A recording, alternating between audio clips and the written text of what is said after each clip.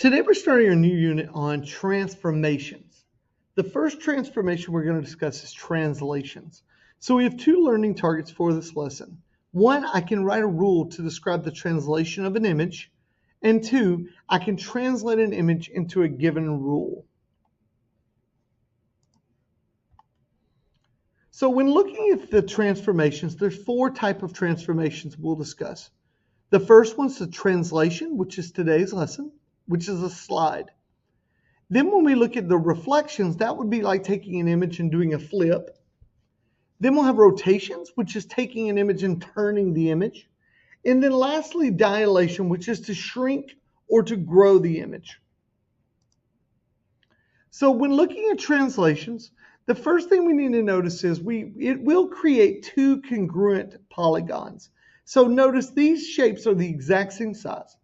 So we need one way to mark which one was the original and which one was the translated image. So that's when we're going to use this apostrophe right here to notate which one was the original and then which one was the translated image. So the translated image will have the letter and an apostrophe to note that it is the translated image. That apostrophe we call prime when we're looking at these images in math. So as we do this translation today, there's two ways we're going to describe the move. One, with words.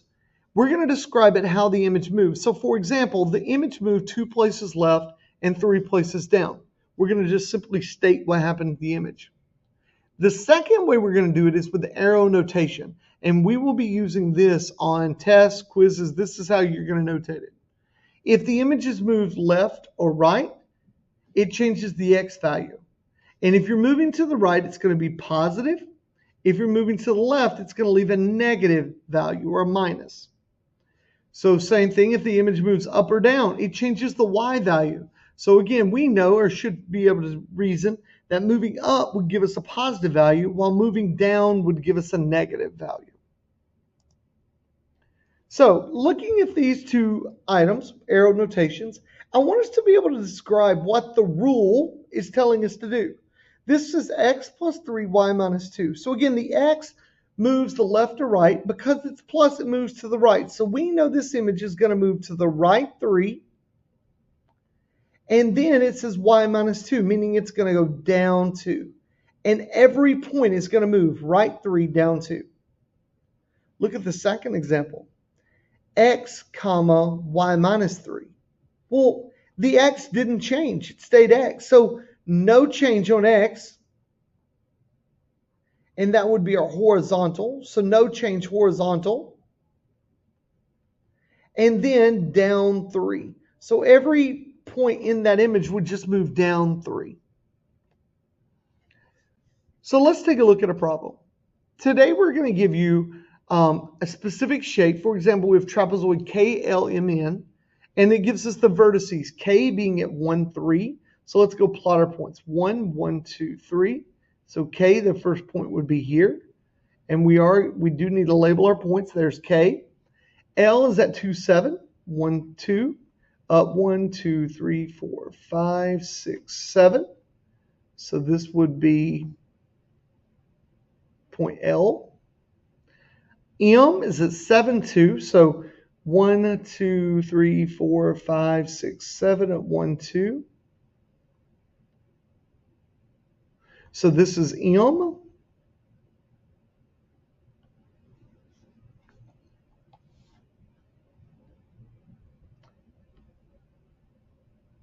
Okay.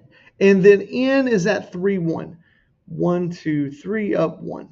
Now, it's important we go ahead and draw the lines to connect our figure. So I'm going to do my best to have a straight line. Okay. And then connecting this last line, I can see that KLMN made a trapezoid. Now, what it says we're going to do with this image is x minus 8, y minus 7. So the xy in the beginning there is just saying x yields, xy yields, x minus 8, y minus 7. So what does the arrow notation tell us to do? Well, the minus 8, this is our horizontal move. The minus 8 tells me we're going to go to the left 8. Every point is going left 8. The y minus 7 tells me we're going to go down 7. That's our vertical move. Down 7, okay? And this was our vertical. So all we have to do is move every point in those amount of spaces. So let's start with K. We're going left 8, 1, 2, 3, 4, 5, 6, 7, 8, and down 7. 1, 2, 3, 4, 5, 6, and 7. So right here would be our point for our new K. Now, when we call it our new K, we also want to label it. This would be K prime. So noticing the apostrophe there, okay? Let's do the same thing for L. We're going left 8, left 1, 2, 3, 4, 5, 6, 7, 8, down 7. 1, 2, 3, 4, 5, 6, 7. This would be our new L point. And so we call this L prime, okay? So we got 2 points, same thing with the N. We're going left 8, down 7. So left 1, 2, 3, 4, 5, 6, 7, down 8. 1, 2, 3, 4, 5, 6, 7, 8. So I can see my point would be here, and this is our new N, so we're calling it N prime, okay? And then our new M, we're going again left 8, down 7. Left 1, 2, 3, 4, 5, 6, 7, 8, down 1, 2, 3, 4, 5, 6, 7. Okay. So right here's our new M point, M prime. Now, as I connect these dots, my image should be the exact same image, just shifted left 8 and down 7. So I still should see my same trapezoid,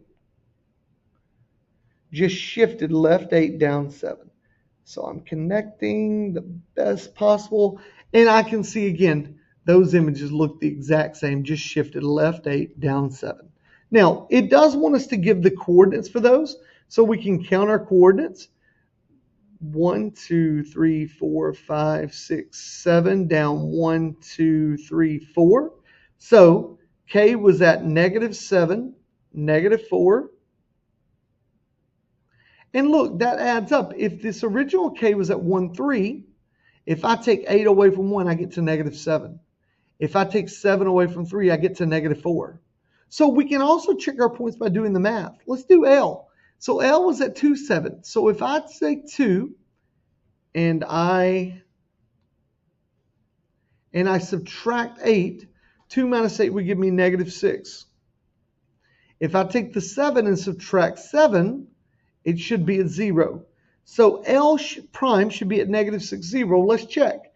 Here's 0, 0. It didn't move off the 0 line, but it went left. 1, 2, 3, 4, 5, 6. It matches.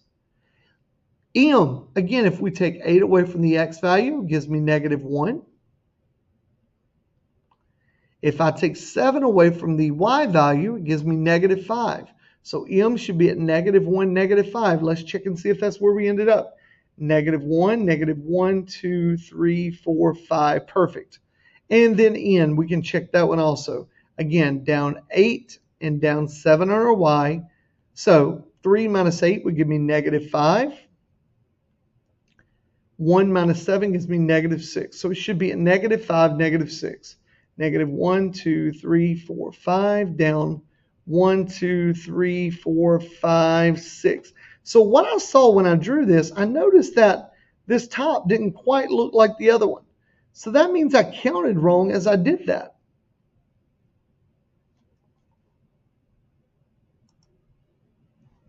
So that means I counted wrong as I did that. So I can notice my N should have been here. So I'm going to change my N on my graph, making sure to note that change, okay? So it should have been here, so my image should have connected to that point, okay? So 2 ways to do that by counting. Just be careful that you count them accurately. And then also by subtracting or adding for x and y values.